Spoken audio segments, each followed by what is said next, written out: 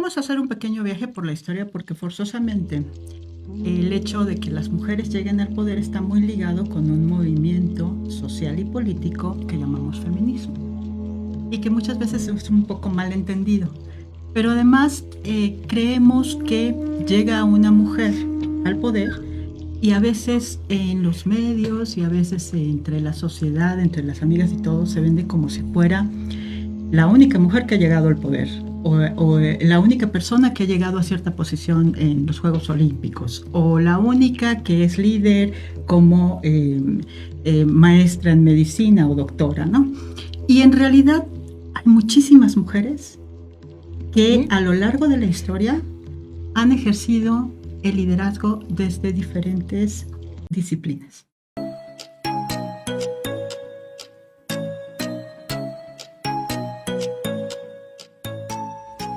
Bienvenidos a su programa de Conexión en Línea. Pues sí, de hecho, hay mujeres que a lo mejor destacan desde el principio, ¿no? Desde la juventud y pudiera ser rebeldes o distintas o su manera de comportarse, dependiendo también de los siglos, ¿no? Porque hay siglos que eran como que fuera de época estas mujeres, que de repente ocupaban algunas posiciones o realizaban algunas actividades que no correspondían al tiempo, ¿no? Entonces, yo creo que estas mujeres, por ejemplo, en la Independencia, Leona Vicario, la corregidora, no sé, la Güera Rodríguez, o sea, como que empiezan a distinguirse porque se hacen visibles. Pero yo creo que a lo largo de los años y de los siglos, las mujeres han participado de diferente manera, pero de forma callada. Entonces, yo creo que, Livia, de repente llega alguien al poder o a algún cargo, a alguna posición, y pues se nota, o dicen, no, pues es la única. Y no, y detrás de ella hubo pues varias que empujaron para que pudiera llegar en algún momento, ¿no? Efectivamente. Digo, esta parte del liderazgo femenino no es nueva, ¿no? Ahí está Cleopatra, por ejemplo, ¿no? Sí. O las anécdotas y todas aquellas historias griegas sobre la reina de Tebas, por ejemplo, ¿no? Las reinas que antecedieron en toda Europa, que había una tradición, ¿no? En ese sentido, que eran mujeres muy influyentes, incluyendo a Juana de Aragón, por ejemplo, ¿no? O a Isabel I, que además heredó un reino desastroso, ¿no? Enrique IV no era precisamente un rey que se caracterizara por ser brillante, sino más bien mujeriego, sí, ¿no? Y gastador, ¿no? Entonces estaba entre reinos que eran muy fuertes, que era pues el reino de España y Francia, ¿no? Que eran mucho más importantes que Inglaterra. Lo hereda Isabel y Isabel lo saca adelante, ¿no? Entonces el reconocer esta parte de que las mujeres tenemos una historia ya formada de liderazgo es importante, porque necesitamos reconocer también quiénes somos y dónde estamos.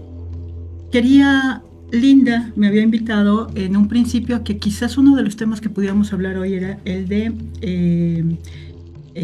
salud mental. Sí. Precisamente por la fecha en que estamos, ¿no? Porque se celebra el día y demás, ¿no? Bueno, salud mental, día del descubrimiento de América. Sí, por supuesto, hoy es día de la hispanidad. De la hispanidad. Efectivamente. Entonces, sí, hasta un equipo de fútbol muy importante juega hoy y se llama América por el descubrimiento de América. Así es. Entonces, creo que reflexionando un poco en esta primera propuesta que me habías hecho sobre la salud mental, creo que hay que tomar en cuenta que para ser personas plenas, para estar saludables mentalmente, primero tenemos que aceptar quiénes somos, cuál es nuestra identidad. ¿Sí? Y entonces el feminismo pasa por esto, por supuesto, pero es un movimiento social y político. Entonces no podemos hablar de feminismo hablando, por ejemplo, de Isabel la Católica o de Elizabeth I de Inglaterra o de Cleopatra o incluso de Hildegarda, que era de quien venimos platicando, que es una abadesa, ¿no?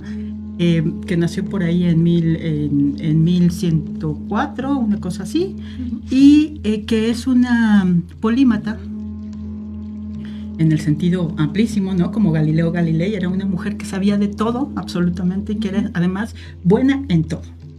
Fue judía, luego se convierte al cristianismo, después se convierte en abadesa y finalmente es una de las doctoras de la iglesia. Hay 4 doctoras en la iglesia. Ah, sí. Sí, claro. Y ella es una de las, sí, está Teresa de Ávila, por ejemplo, es Hildegarda. Tenemos, por ejemplo, muy aparte, ¿no?, a Juana de Arco. Sin Juana de Arco no sería posible la nación francesa. Y Juana de Arco, cuando empezó a pedir que le hicieran caso, porque era campesina, ella no era de la realeza, ni era una mujer culta, ni sabía leer y escribir, empieza a empujar para que le hagan caso, ¿no?, los nobles. Y tenía 16 años. Muy joven. Ella muere a los 19. Qué barbaridad. ¿Sí? Pero lo que hizo fue fundar prácticamente una nación. Entonces, podemos hablar de todas ellas, pero si hablamos de este movimiento que ha traído la visibilidad de muchas mujeres ahora, tenemos que pasar forzosamente por el feminismo, aunque las mujeres que lleguen no precisamente pueden ser feministas, ni luchar por la igualdad de mujeres. ¿Sí me explico? Sí. El feminismo, ¿qué es lo que ha permitido? Que la normatividad permita que más mujeres lleguen y accedan al poder. Y no me refiero nada más al poder político, sino también al poder económico. ¿Sí? En ese sentido, ¿cómo está México? Bueno, 46% de las mujeres participan en la economía mexicana. Es un número importante, es un número grande. Estamos en el lugar 122 de 146 países del INCO, que mide a través de un índice esta participación de mujeres. Nada más hay 146 países, no es la totalidad, pero es un buen número, digamos, no es tampoco lo deseable para México. ¿En qué hemos avanzado? En la representación política. ¿Por qué? Porque hay cuota. Si no, no llegarían. Si no, es muy probable que no llegaríamos.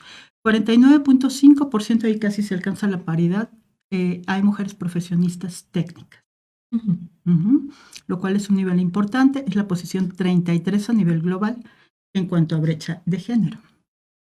En participación y oportunidad económica es donde estamos más bajos, y en participación política más altos, es el 64.3% a 68.5% según el Foro Económico Mundial entre 2006 y 2023. Aunque el avance es mínimo, estamos hablando 64.3 a 68.5 en 20 años,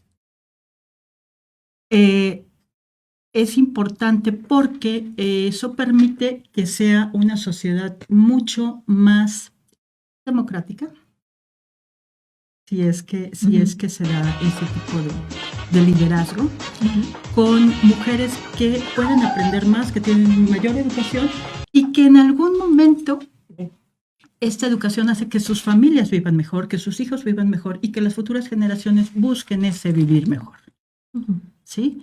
Entonces, el hecho de que la mujer estudie, que la mujer se prepare, que la mujer participe en economía, hace que existan otras formas de pensamiento en la sociedad. Y eso es bueno en general. Son sociedades mucho más avanzadas. Por ejemplo, en este sentido, para poder cerrar las brechas que existen en México de desigualdad en cuanto a género, estamos hablando de 134 años en las condiciones actuales. ¿Sí?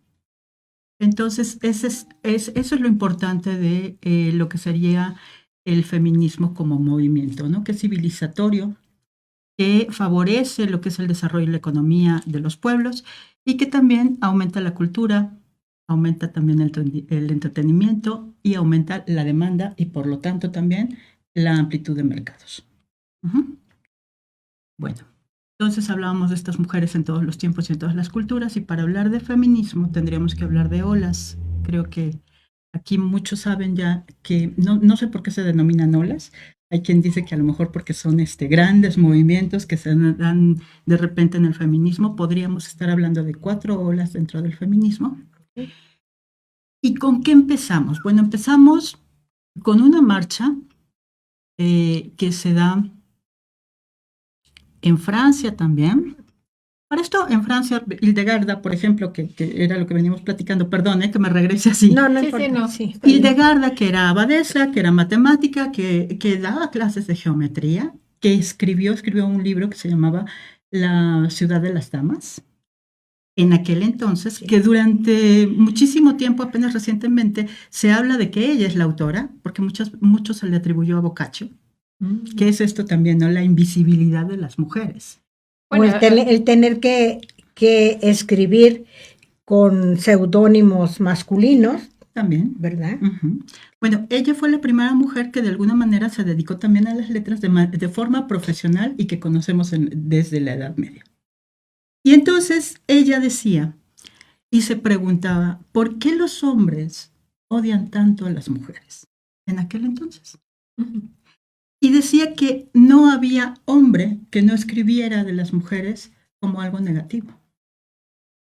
Era, tal vez, si entramos aquí en el aspecto sociológico, sería por la mala relación con su madre, sería psicológico. Psicológico, okay. Sería una explicación. Bueno, yo tengo una teoría ahí. Fíjate, si hablamos de los romanos, del judaísmo también tiene mucho que ver en ese sentido, uh-huh. En la sumisión de la mujer, no en la obediencia de la mujer. Uh-huh.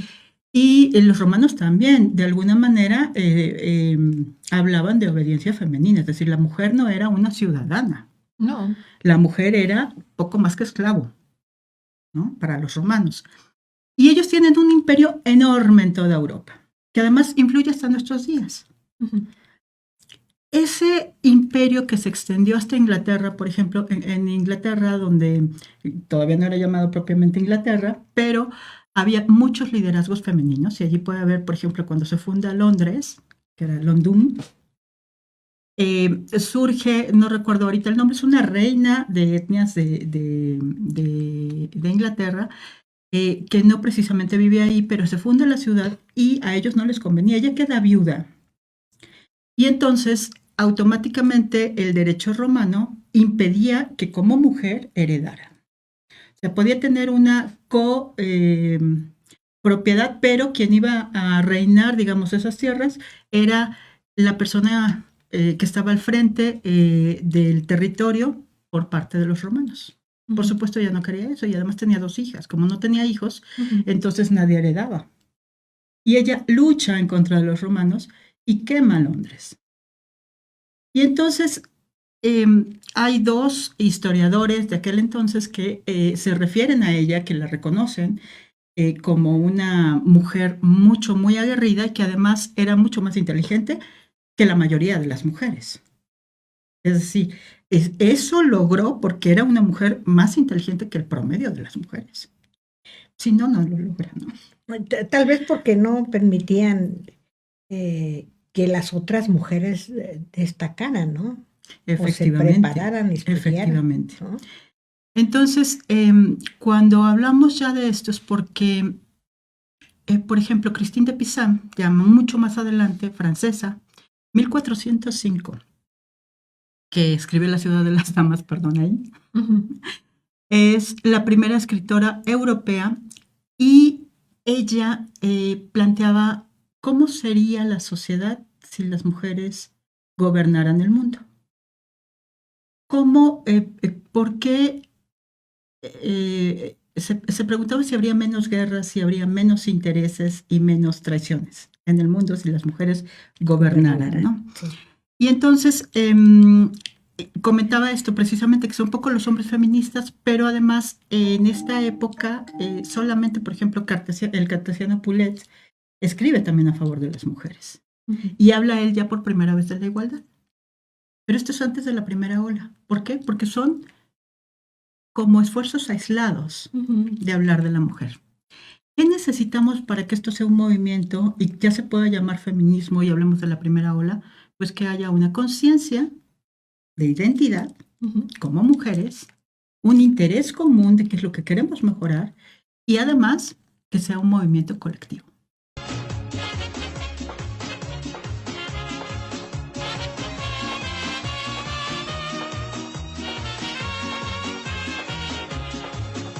Gracias por escucharnos. No te pierdas la próxima emisión de Conexión en Línea Unión Campesina.